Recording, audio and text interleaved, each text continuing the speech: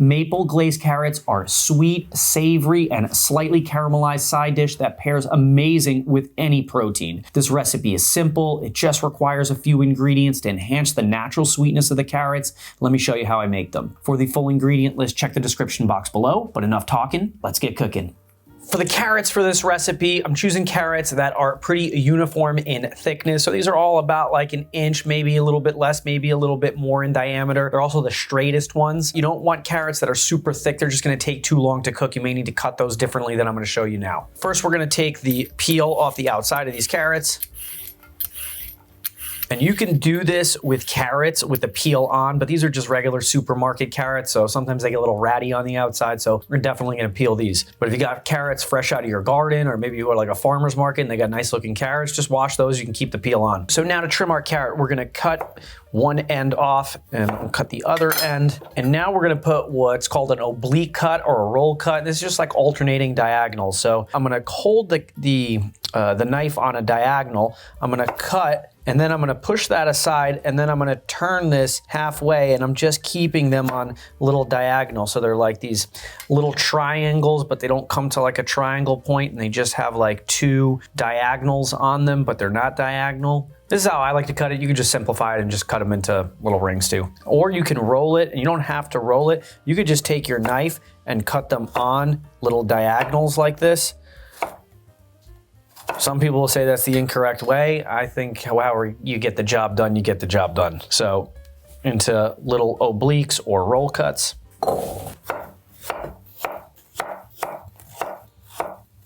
And keep in mind when you're cutting your carrots to not cut them too small. Like I was about to cut this one in half again. That would probably be too small. So you gotta think like you gotta be able to pick this up with a fork and it's gotta be a nice bite. So that's how you should visualize how big stuff is cutting. You're not taking out the measuring tape. Now that our carrots are cut, let's head over to the stove. The first thing we gotta do is toast some pine nuts. And you can use other nuts like almonds, but I find that pine nuts really make this recipe pop. I like to start in a cold pan. So I'm gonna turn this heat up to about a medium.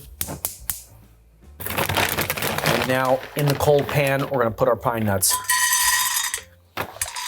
And now as the nuts release the oil, they'll start to toast. They don't need to be in here long, and I'm trying not to burn them. You gotta be really careful that you don't burn them. These pine nuts are crazy expensive, so maybe use almonds, I don't know. Right now I'm using my smallest hex-clad pan. This pan heats up really fast. If you don't have this kind of pan, I would suggest to do it in a small pan. Maybe you can do this in a non-stick pan.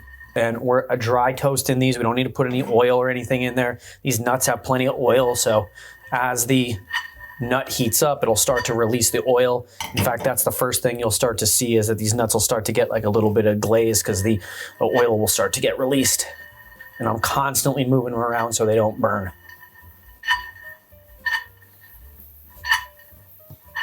So once they've taken on a nice toasted color, we're gonna get these off the heat so we don't burn them. So now we're gonna heat up this high rim saute pan to like a medium high heat. Now we're gonna add some olive oil to this pan just to cover the bottom, and in go our carrots.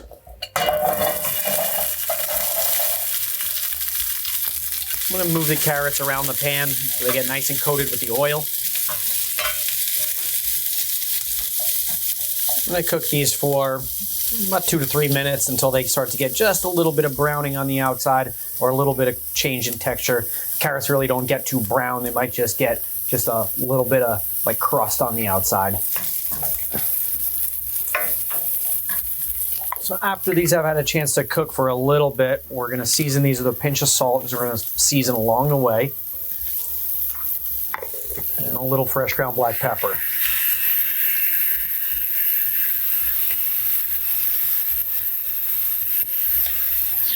Remember, don't underestimate just a little salt and pepper. It can add really nice flavor to your dishes. And it's always best to season early and along the way rather than later. Now that the outside of these are softening up a little bit, we're gonna take some of this low sodium chicken broth and we're gonna cover the bottom of the pan.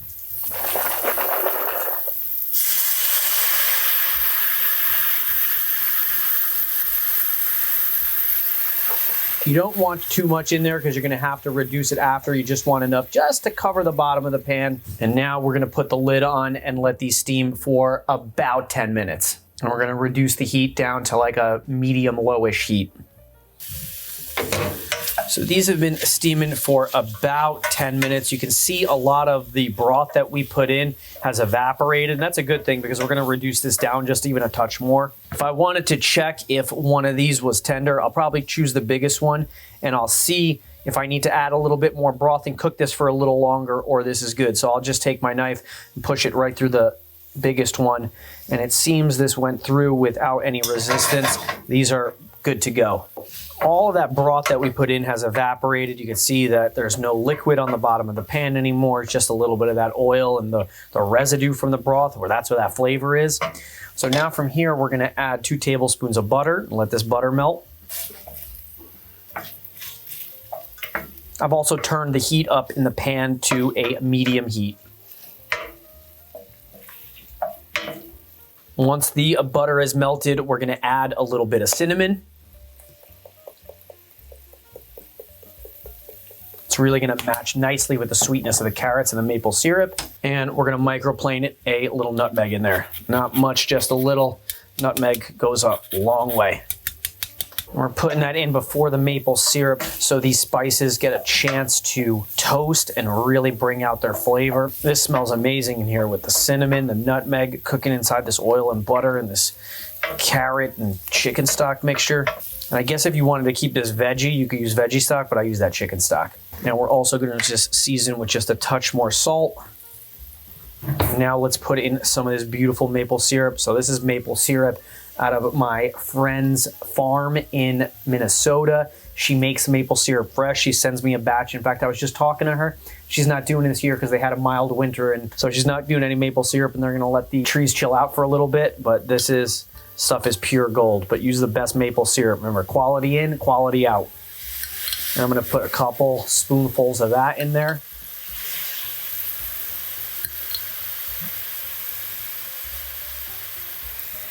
This is the best maple syrup ever. Now we're going to mix this all together. I'm going to keep this moving and make sure my heat isn't too hot in the pan.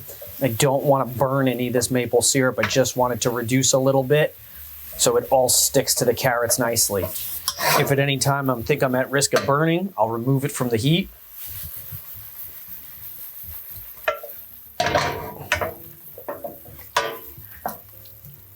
And once this becomes nice and sticky and glazed, and again, if it burns, that means you went too far, but now you can see that as I push this glaze over, it's really holding to the carrots. I can almost clean up the whole side of the pan and it doesn't drip down. So now that this glaze has thickened up a bit, we're gonna add one more ingredient.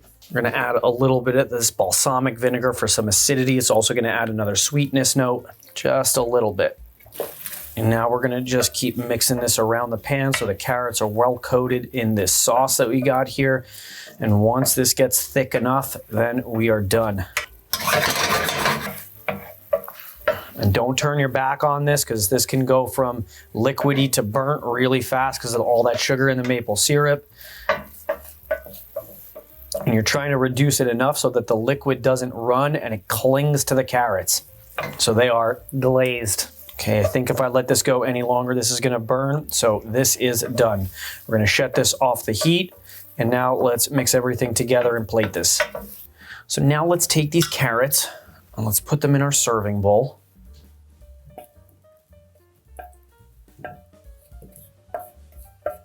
And don't forget about that delicious glaze. No flavors left behind. We're gonna get every last drop in there. Now we're gonna sprinkle with some of those pine nuts.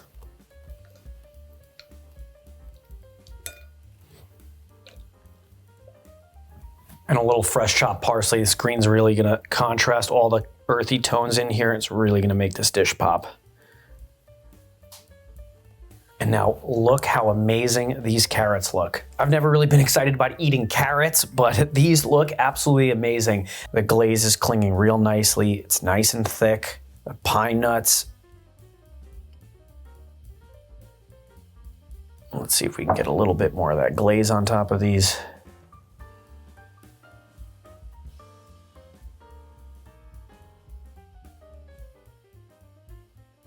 So let's go with this nice big one, and it is fork tender. I don't like my carrots super mushy. These should have the consistency of a little bit stiff, but definitely not crunchy. If they're mushy, you've overcooked them. You know what's funny? When I was a kid, I ate everything. My mom loved that. I was a really good eater, but the one thing I wouldn't eat was cooked carrots. I don't know why. I'm glad that changed because these things are unbelievable. I mean, the pine nuts, the glaze, the sweetness of the carrots, and I think it was the texture of carrots that really turned me off as a kid. But if you don't overcook them and they're just a little soft but not crunchy and they're not super mushy, they are delicious. And I think the pine nut is the perfect nut. But just like I said earlier in the video, if you want to use like almonds, maybe you could do even pecans or something like that, that would be totally fine too. But pine nut is where it's at. It really makes this elegant, delicious dish. These carrots are unbelievable, and they would be the perfect economical side to this budget steak. Between these and that budget steak, you would make a really nice meal that would not break the bank. I will see you there. Thanks.